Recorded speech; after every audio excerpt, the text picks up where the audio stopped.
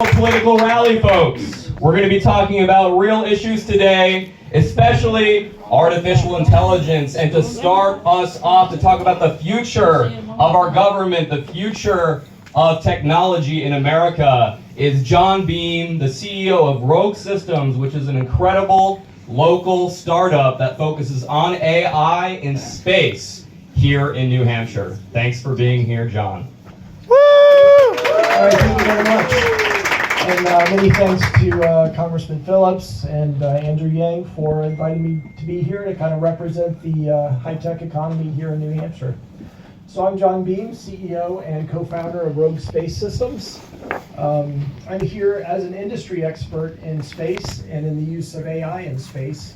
And just want to talk for just a brief moment just about the importance of good policy in the areas of artificial intelligence and other high-tech policy issues. So I started out my career as a research scientist in what was called cognitive systems and behavioral neuroscience. It's a mouthful. I went on and had about a 25-year career in being an architect and builder and champion of kind of AI-adjacent systems. But then I kind of had an epiphany that, hey, I've done brain surgery, so I might as well give rocket science a try. Woo! That would be fun. And indeed, it has been fun. It's been like being on a Grand Prix now for about 3.5 years, just delving into this new space industry. So I'm here just to talk about, first of all, what Rogue does, and then the importance of AI policy. Rogue does orbital robotic spacecraft. So we do things like repair and replenish spacecraft in space. We help mitigate the orbital debris problem or the space junk problem. Woo! And we're also going to be providing logistics for the next step of the space economy, which is in space manufacturing, being able to produce things like microchips and biopharmaceuticals, things like that in space. Cool. AI is super important I'm a science nerd. for this new space economy. For really all the same reasons as it's important in the terrestrial economy today. Kind of all the same pros and cons. But we have the additional challenges of the fact that humans just can't be right there on station with satellites that are doing important, complex things. Yep. So because of that, we need to design these with autonomy capabilities, and this is where AI comes in. It keeps things safe, it keeps things running efficiently just here, like here on Earth. So I'm just here just to convey that it's very important to companies like Rogue and other high-tech companies that the US take a lead in AI policy. We are what the whole world is looking toward to have safe and responsible use of AI. And I'm just thankful for the congressman for taking this issue seriously and other high-tech issues seriously, and for wanting to bring in the industry to work with us on these important issues. So thank you very much. Woo! Thank you, John. We are so excited to have the support of so many local New Hampshire businesses. But now, without further ado, introducing former presidential candidate, Andrew Yang! Hey! Woo! Woo! Woo! Hey! New Hampshire! How have you all been? Woo! This has not been the greatest. Nope. To be honest. It's one reason I'm back. Yeah. Things were great, I probably wouldn't be here. So I'm here to talk about two things. Move up, Dean ma'am. Phillips and Thank you. AI.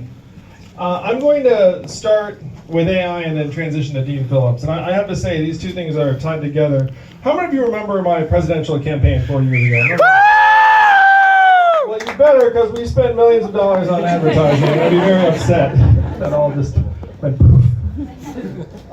So if you remember my campaign 4 years ago, I was deeply concerned about AI. I was like, hey guys, AI is coming, and it's going to be devastating to a lot of American workers. And one of the examples I used was call center workers. When do you think AI is going to do the work of call center employees? Yesterday. Well, I think that's a thinker, right? They're already stealing DoorDash jobs. That one. Someone said, what day of the week is it? No, they're stealing DoorDash jobs. On Monday. I apologize. So there are 2 million Americans who work at call centers right now, making on average $17 to $18 an hour. So let's imagine AI comes and does that work. that might be cause for celebration to someone, but it's certainly not going to be celebratory for any of those 2 million people or their families. And that's a very obvious one, but there are inobvious ones all throughout various organizations. It looks like we should have gotten a bigger room, New Hampshire. There's some bigger rooms in this state. Woo! So I ran for president. I'm going to tell you guys a story. And by the way, this is playing out again in like very, very eerie fashion. So I went to Washington, D.C. in 2017. And I said, hey guys, AI is coming. It's going to displace millions of American workers. What are we going to do? And I had a bunch of muckety-mucks around the table, and one person said something smart that I didn't understand, and another person says, and you'll see why I didn't understand in a minute. Someone else said something smart. I was like, I'm not sure what he's saying. It's okay. And the third person said, Andrew, let me tell you what you actually need to hear. Peace. You're in the wrong town. No one here in DC is going to do anything about this. Because fundamentally, this is a town of followers, not leaders. We will do nothing unless a wave comes crashing down on our heads and forces us to do something. And I said, oh my gosh, that is the only honest thing I've heard today. And so I said, okay, well, how do we create this wave? And this wave can only originate in one place, and that is here in New Hampshire. You're the only people in this country with this magical power to change the course of American history by reaching out and saying, you know what? This is who we want to be the next president of the United States. This is the only place in the country where democracy still works the way it was intended. The only place. You need to treasure that. So 4 years ago, I came and I tried to make this case. Some of you remember it. And on some levels, and I will confess to you all, when I was talking to my wife about running for president, we weren't exactly measuring the drapes. It wasn't like, I don't stand here before you like really surprised or disappointed that I'm not the president. Let's put it that way. Our goal was to try and help us speed up so we could address these challenges. And in the intervening 4 years, you know what happened? AI became real. Yeah. You know, ChatGPT, your kids sometimes using it. Now your schools have new rules. It's like, hey, just can't just, have AI like do all your homework. I've used it, yeah. And now that AI is here now, people are looking around saying, what the heck are we going to do about it? Like, what is the plan? Now that's why I come to Dean Phillips. All right, so Dean Phillips, he raised his hand a number of months ago and said, hey guys, I'm not sure Joe Biden should run for re-election. Like, I think that, it might be time for the next generation. A lot of people share the same opinion. Some people who supported Joe Biden, like me, I was a campaign surrogate for Joe. Joe is a good, decent man, a true public servant, has gotten a lot of things done.